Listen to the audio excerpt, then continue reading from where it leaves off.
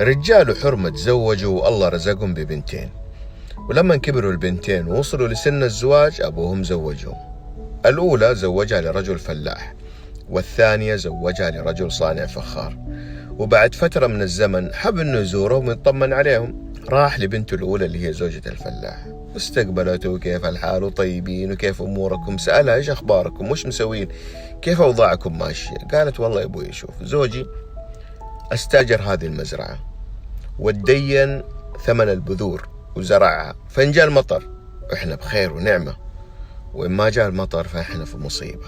راح لبنته الثانية سألها نفس السؤال عشان يطمن، قالت زوجي تدين ثمن قيمة التربة اللي يصنع منها الفخار وسوى الكمية هذه كلها اللي تشوفها، فإن ما جاء المطر فإحنا بخير ونعمة، وإن جاء المطر فإحنا في مصيبة.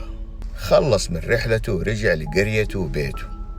طبيعي أول من يستقبله زوجته وهمها كله تبى تعرف البنات إيش مسوين، في زمن ما كان فيه تواصل ولا كان فيه وسائل تواصل، إيش مسوين وكيف البنات كيف أمورهم. قال لها اسمعي، إن جاء المطر فاحمد الله، وإن ما جاء المطر برضو احمد الله.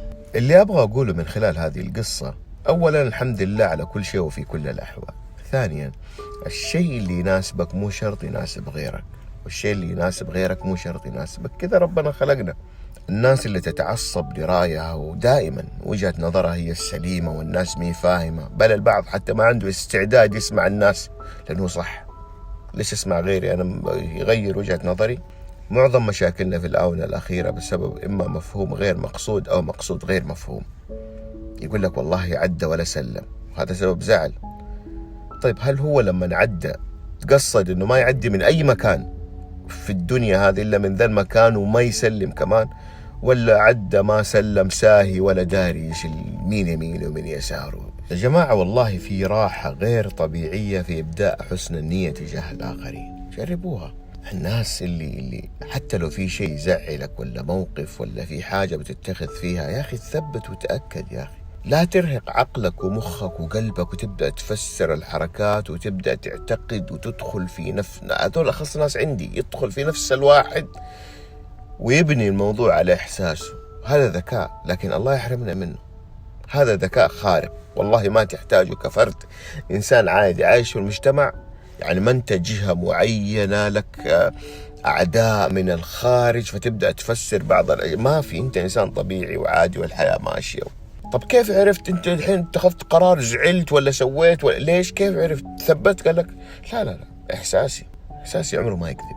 لما تصير مشكلة بين اثنين ولا بين مجموعة واحد ولا بين مجموعتين ولا بين عائلتين، بعد فترة قريبة ولا بعيدة يجلسوا مع بعض ويتصافوا، تنتهي الجلسة بالسلام وبالأحضان وأنا آسف، ويطلع الموضوع سوء تفاهم.